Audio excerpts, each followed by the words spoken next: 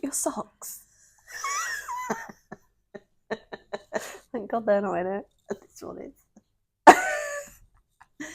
Cover it up. Hi everyone, and welcome to episode number 2 of our amazing new podcast, My Three Chats.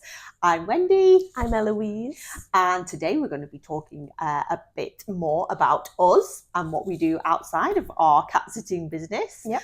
And we're also going to be talking a little bit about some of the things that go wrong.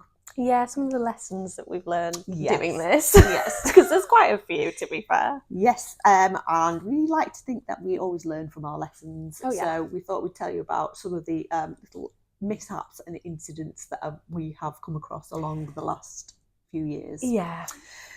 So about us. So my name is Wendy, obviously. And Eloise is my daughter, for anyone who doesn't know.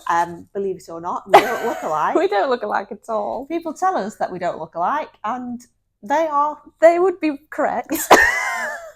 It's quite sad, really, but yeah, yes, we don't look alike at all. However, we are very similar in personality. Oh, yeah. And we do get on very well, don't we? Yeah, I think some people might think when they hear of anyone being related to someone working together, they might think, oh, that's not going to work. But this works great, I think. Yeah. So Eloise started working for us last summer as a cat sitter. Yep. Of which you are an amazing cat Yeah, I still sitter. do that. Yeah. Yeah.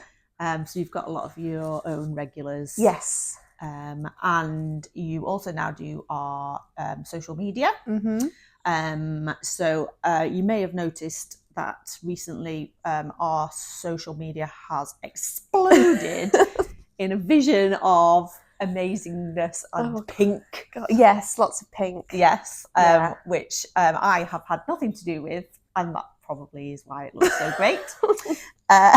You just told me it needs to be pink. Yes. And so I stuck with that. Yeah, Yeah. well, yeah, and it Yeah. does. It looks great, especially Thank our you. Instagram, Yeah. which, as previously mentioned, was up to now just me going, here's a cat, here's another cat, here's another cat. So yeah, now it looks great. It looks very much more professional. Oh, yeah, thanks.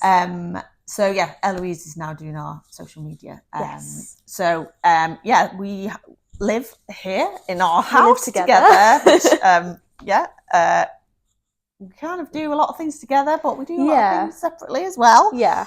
So I have my own interests, mostly around music, probably. Yeah, yours do sort of, that's the overriding theme. Yes, I sing in a choir. Yes, you do. Amazingly. I know. Very amateur choir, but a very, very happy and just, you enjoy it. Yeah, great choir. Full of really great people that I love going to. So yeah, we sing a variety of songs, from sort of musical theatre to film themes and all that kind of thing. So yes, I do that. I enjoy going to gigs and festivals. I've been to Glastonbury. Oh yeah. Twice. Is it only twice? Yeah. I feel like you've been a million times. I know, that's how much I talk about That's it. how much you should have gone to it. Yes, so that's the kind of thing I like. You don't like festivals. I hate festivals. To be fair, I've never been to one, but it's not my ideal place. We are quite different go. when it comes to anything that involves big crowds of people. Yeah, you I love love it. them. I cannot stand them. No. Yeah. So yeah, anything like that we certainly don't do together. We don't do together, no. There are 2 other people living in our house. We Yes. have and I have another son, Alex. I have a son. I have a daughter and I have a son. Yeah. So Alex is 17. He's doing A-levels? He's doing A-level. Well, he's doing a BTEC. Yes. In sport. Mm-hmm. And he's busy off out being all social and doing what 17-year-old boys do. And my husband, my new husband is Mel, who also lives here as well, and obviously the 4 cats. Mm-hmm. Yeah, that's me really. Tell us about you, Eloise. My interests, sort of like yours, are all around music. Mine are TV and films, I guess. Okay. Which yours are as well. You like. Oh yeah, Like we have very similar taste in sort of TV shows and films. Yes. Don't we? Yes. Like this week, for example. Well, first of all, Big Brother. Oh yeah. Oh, Big Brother. We've watched it every single night. Yeah. And I can't believe that you hadn't watched it.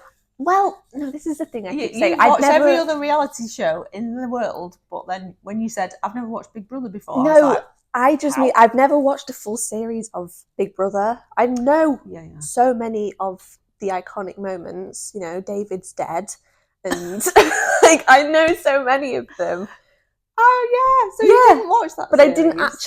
I didn't actually sit down every night at 9 o'clock and watch it, and I don't know if that was because I was too young or. So you never watched that series? No, I just. David I remember you watching it, but I never actually sat down and watched it. And I specifically remember you saying to me, "You need to watch this bit," and I remember you giving me the context to it and watching it, and it was hilarious. Okay, so yeah, Big Brother. Yeah, Big Brother. We watched Trainspotting this week. Oh gosh, yes. And I've been watching The Sopranos, which you have also seen, obviously. Oh yes, yeah. I was happy when you said that you were watching that. Yeah. But yeah, you've had to go retro style and watch it on actual DVDs. You can't get it anywhere. DVDs. You can't. I think you can get it, but it's just expensive everywhere else. So if you've got the box set, you might as well. You are also very creative, and you like to paint and make your little pottery things and stuff like that. Yeah, you're much more crafty and artistic than I am. I don't paint. I've gotten out of the loop of doing it, to be fair. I was at the start of the year, I did a lot. I went with Grandma to do like pottery painting, and then I went a few times by myself after it. I've got a couple bowls and a mug, and they're quite cute. I feel like I missed out on the creative genes in our I got it from your mum. Yeah, so my mum and you are both like really, like I think you get quite you find enjoyment from it. You find it quite calming. It's very therapeutic. Yeah, to sit down and paint. Whereas I don't know. I just don't find I get that from that. Yeah, but there's other things that you get that from. Yeah. Well, mine's more just like singing. I yeah, exactly. Yeah, it is. Yeah. Like to me, going and singing, you know, something from anything, whatever, Oliver for half an hour in my choir. Really, I come out like buzzing. Yeah, from you that, do. You love it. Yeah, you find things that you enjoy in different ways, don't you? I do need to get back in that though. Yeah, because I haven't done it in a while. Yeah. So yeah, that's us. Yeah, that's a bit about us. We do a lot of things together because we do get on very to be well. fair. But you know, we try not to completely live in each other's pockets. Yeah, but we do you know, sometimes. We find ourselves going to take that concerts together. And got that next year. Yeah, I know. So Eloise is never allowed to move out of here because I will cry forever and ever. I don't think I want to though. I'm quite happy. You will. Well, I do want to. Oh, okay. Okay, you're going to tell us why you want to? Well, let's just say the reason isn't because I live with you. You're going to have to cut this out. It's only them two. Smelly boys. Anywho. Where's Ronnie gone? I think he went upstairs. Just shake that. I'll just do this. Yeah. So you met Coco. She's not even in the shop. Oh, Coco's here. And Billy's not around today. I don't know where she is. But Reggie's currently sitting at the door. Oh, I'm pretty sure Ronnie was here a minute ago. And here he comes. He can be summoned by Dreamies. Here he is. Dreamies. Oh, look! As if by magic. Hello. Hello. Oh, he's a good boy. Oh, he's a good boy. Ronnie is Mum's golden child, I think. Would you? Oh, yes, please. Oh, see. He's a good boy.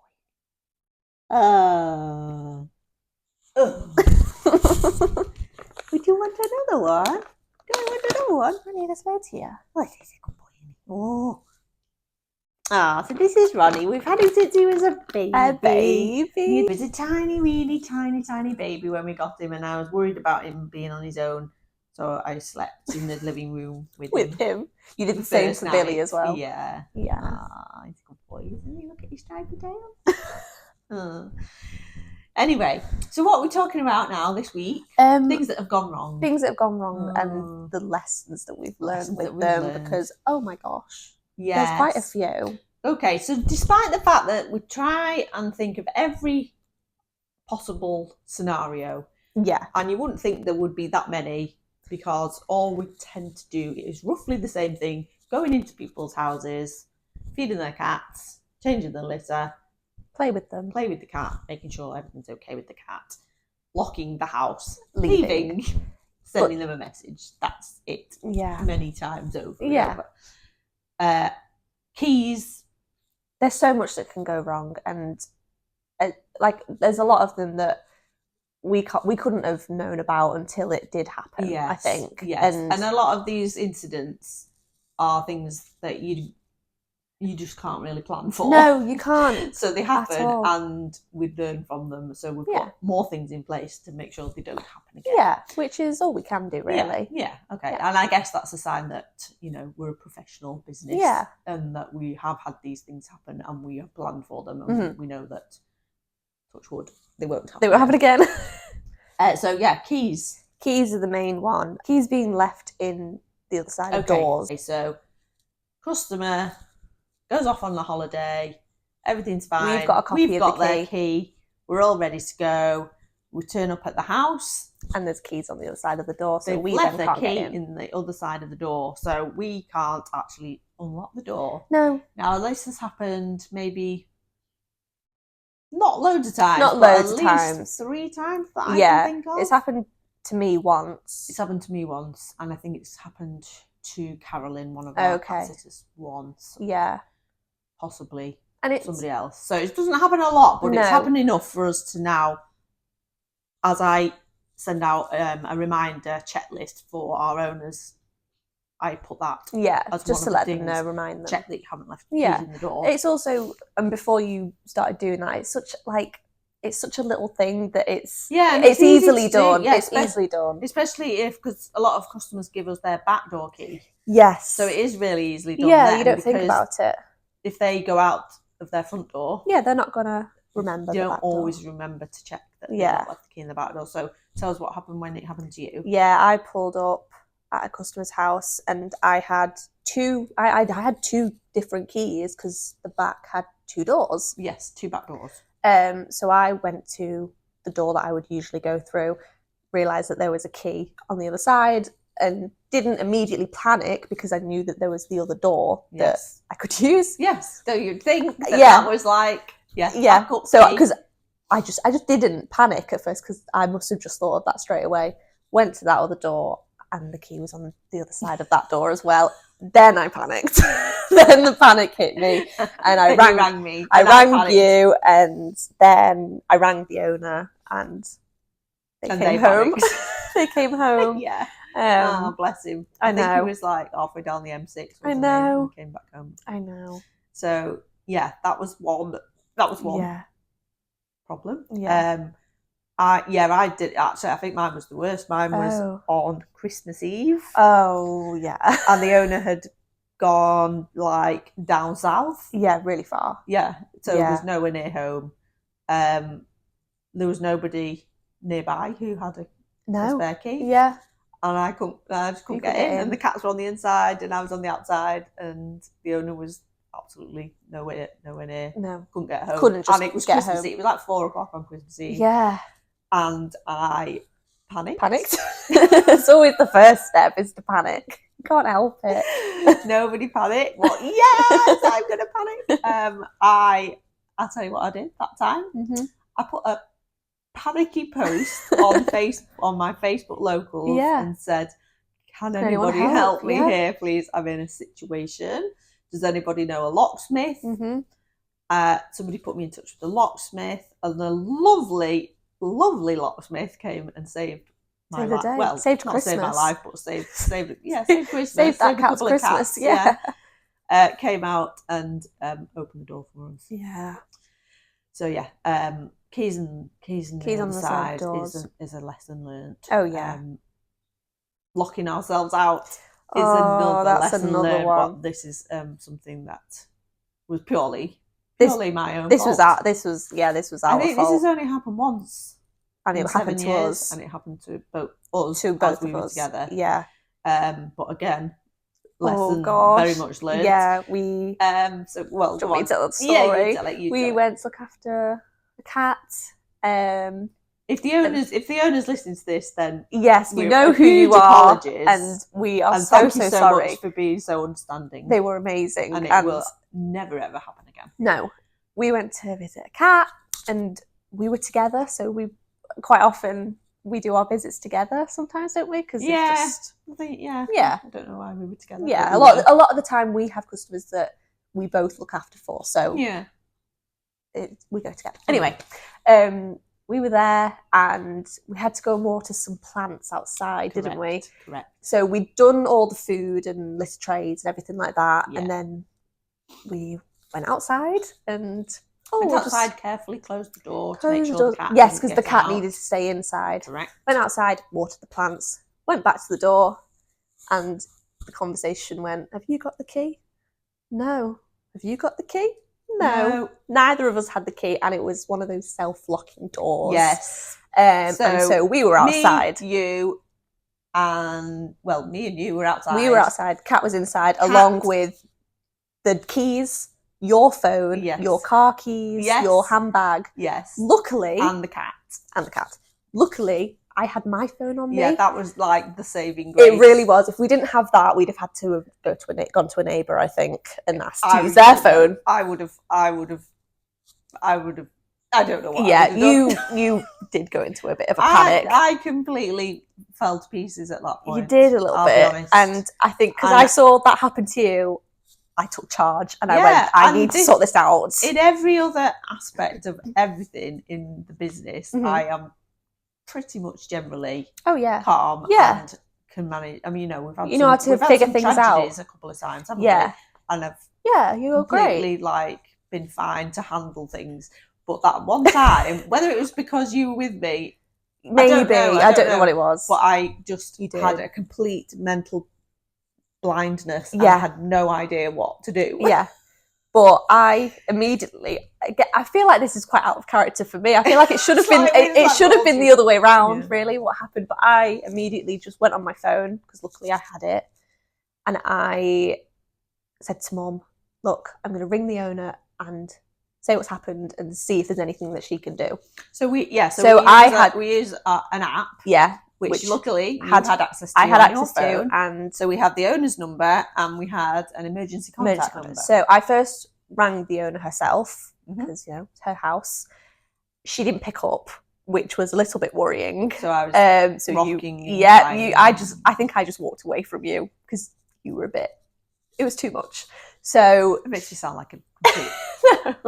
So she didn't pick up, and then so I rang the emergency contact, which was her partner. Yes. He answered, which was great, and I was so apologetic. I was like, "I'm so sorry, but this is what's happened. We've locked ourselves out," basically. He wasn't with her, but he was so understanding and really, really nice. And luckily, they had a spare key, just hidden somewhere else in the garden. And I can remember, because I was talking to him on the phone, and obviously you couldn't really hear the conversation, but I remember you seeing me looking for this key and you going, "Oh my God," because you knew that there was another key.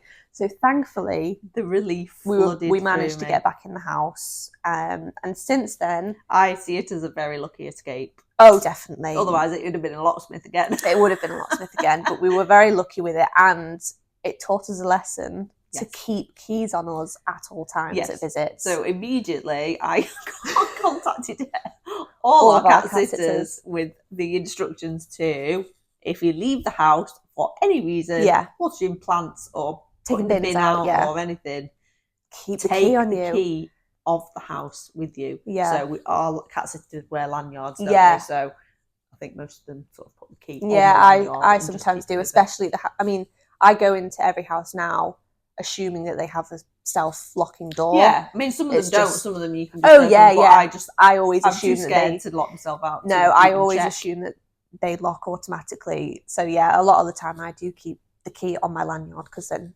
it's on me. It's the first thing I do now if I have to leave the house is forgot the key. I forgot the key. Regardless. I don't think about my keys or my phone. I think their key, because as long as I've got that, it doesn't matter if I've left my phone because I can go back and get it. I do, yeah.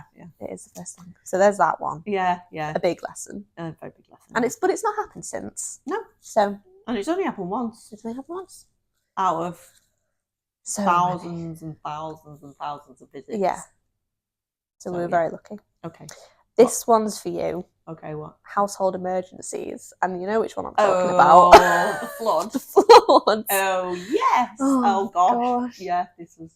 Oh, yeah. So I arrived at a house that I was feeding...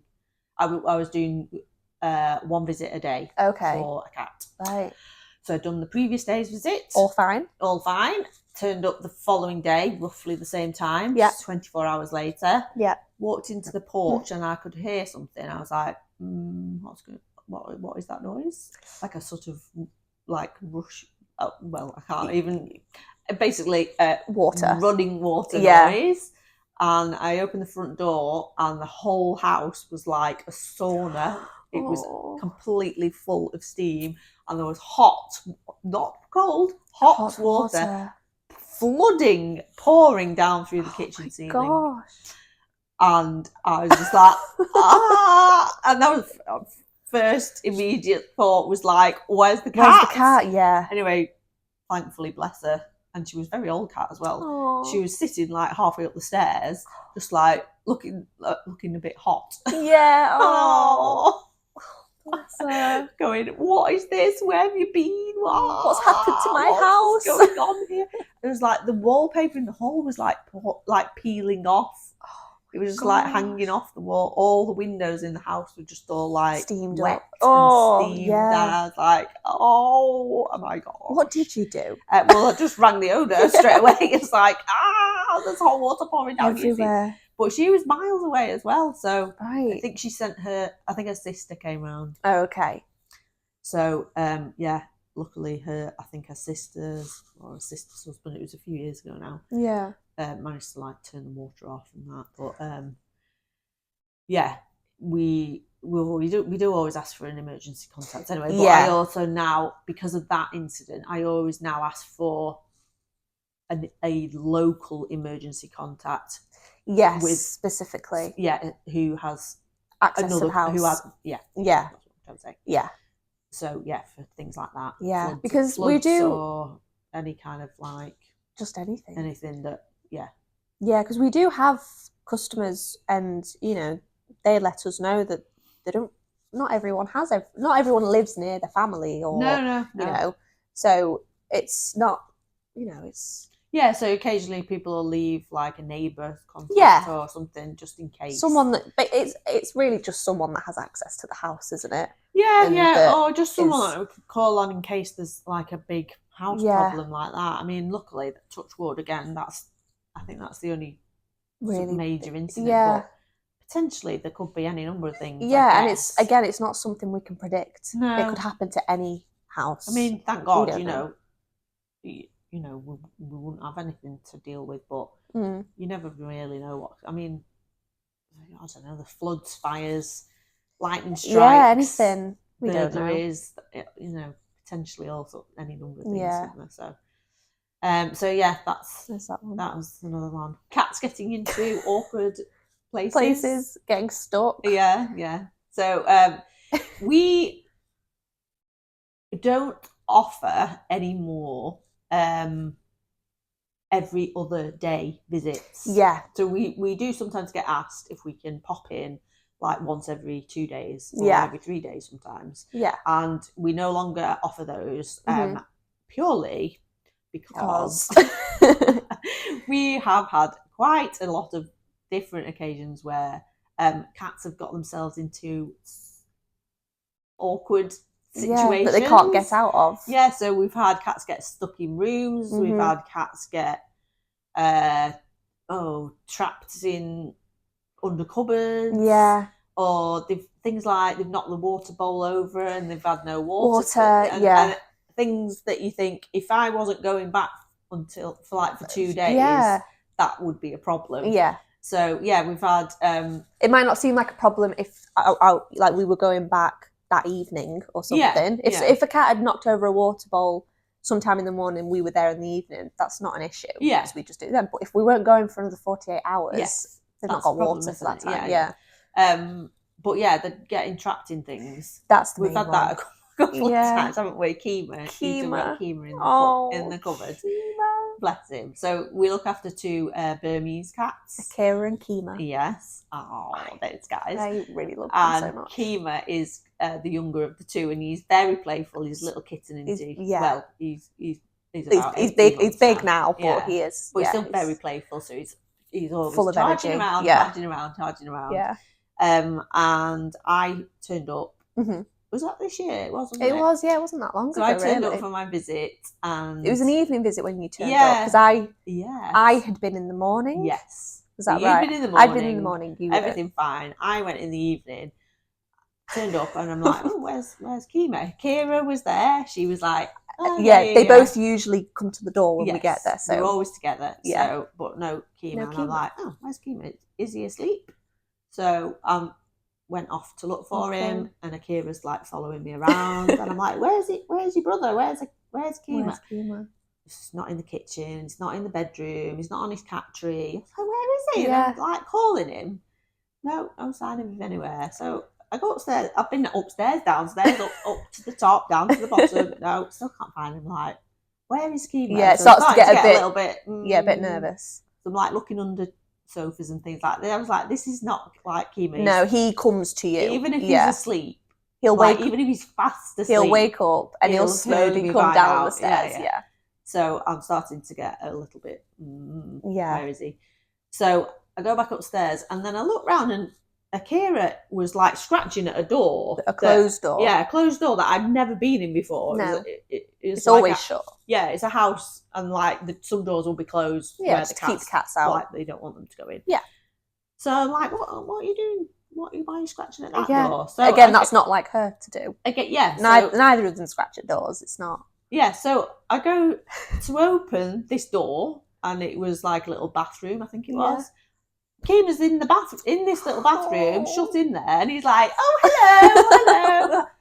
So I'm like, "What? How long have you been in there? How did you get in there? Why are you in there?" And they're both like, "Hey, yay! I've been in here for ages." Yeah, they're not phased at all. So I was very confused. You were texting me. I couldn't work out how he was in there, but then we realised we figured it out. The lady had a cleaner there who'd been in that day. She was there while I was there. Okay, so she was there in after the morning. You'd been. I had left in the morning, and she was still there. Yes, so we decided that she must have gone in there to clean the bathroom and then not realised that Keema had sneaked in, and she'd shut the door and he'd been in there. So we reckon he'd been in about maybe 6 hours. Yeah, 5-6 hours, something like that. So which again, not with you going there in the evening. With me going then was not too bad, but if we then hadn't been and this is on a twice a day visit as well. So even if we'd only been doing once a day, that still would have been a problem, wouldn't it? So there's that, and we've had another one where one of the cats has got stuck in like a larder cupboard. I think Sophie had one. I think it was Bosco or Ponyo. I can't remember which one. But they do get into little tricky situations. So we just don't offer that anymore every other day. We like to go at least once a day. Yeah. Just to avoid things like that. Yeah, and even if you think your cat is like the most placid, doesn't get up to uninterested, kind of cat, there's still things that could happen that you just couldn't really predict. So it's not worth the risk to us. No. To us, really. Last one. Yeah. Presents. Presents. Oh, presents. But they think they're bringing you a present. It's a sign of love. They really do. And they'll look at you like, oh, look what I brought you. Our cats bring us presents. I say our cats, I mean Ronnie. Ronnie likes to bring us dead things, or sometimes alive things. Sometimes alive things. From the garden. Yeah. I guess it's part of it is part of having the an job. outdoor cat. Oh yeah. We do live in a fairly rural. It's not rural, but No. you know, we live on the banks of a canal, so There's all sorts creatures out there. So Ronnie likes to bring them to us. Yeah. So we're kind of used to the cleanup of Yeah. that. So sometimes I'm not used to the size of the presents they bring in. Yes. So our customers' cats sometimes like to bring like a different variety of animals. That we personally aren't as used to. Oh gosh, I turned up to Monty and Milo's, who I absolutely love. They are gorgeous. They're gorgeous boys. Black and white brothers. Black and white brothers, yeah. I think they're brothers. They must be. They look identical. Yeah. Anyway, we had been to the meet and greet, hadn't we? And we were told that they were big hunters. Yes. And, you know, I thought, oh, it's fine. I'll be fine. Oh, we're used to that. I'll be fine. Oh, yeah, don't you worry about that. Yeah. Anyway, I turned up. And they're sort of kept in like the conservatory, so that I think it's because so they can't bring animals into the rest of the house. I turned up and there was the biggest rat I think I've ever seen, just dead on the floor. It was about that big. Wow. Its body? Its body, and then its tail was the same. Like, oh, it was awful. And I don't know which one brought it in, but they were both just looking at me like, oh, look what I've brought you. I know, they brought me the biggest present they could find. And so, you know, I had to. You were like, oh, thank you so much. Oh. And I just had to sort of. So happy. I don't even know how I did it. I got a bin bag and I just had to sort of push it in, and then. And I always say the worst part of it is picking up the bag and feeling the weight of it. It's so heavy.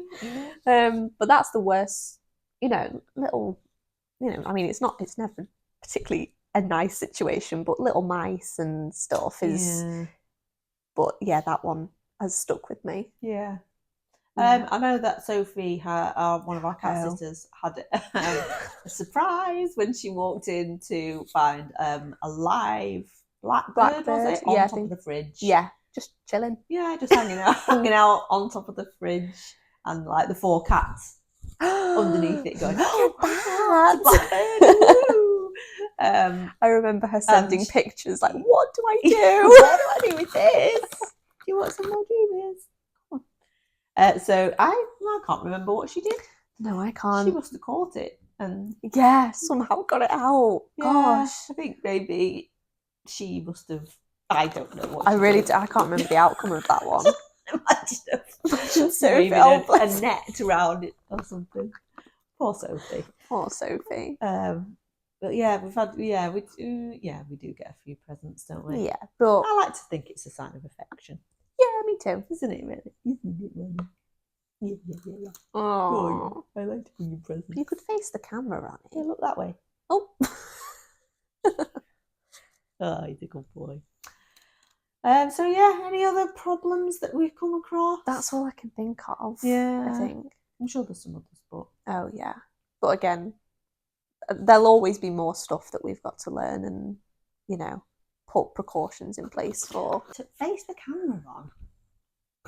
Oh, there he is. There he is. Yeah. It's like the graphic I made. Yeah. Of a ginger cat on the sofa. Sit down. Sit down. He won't. Oh. Say hello. Say hello to the people. All our thousands of viewers.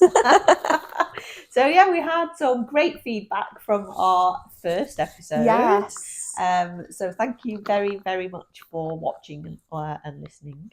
I hope you found it useful, interesting, to see a little bit of our world. Yeah. So yeah, we're gonna spend the rest of our week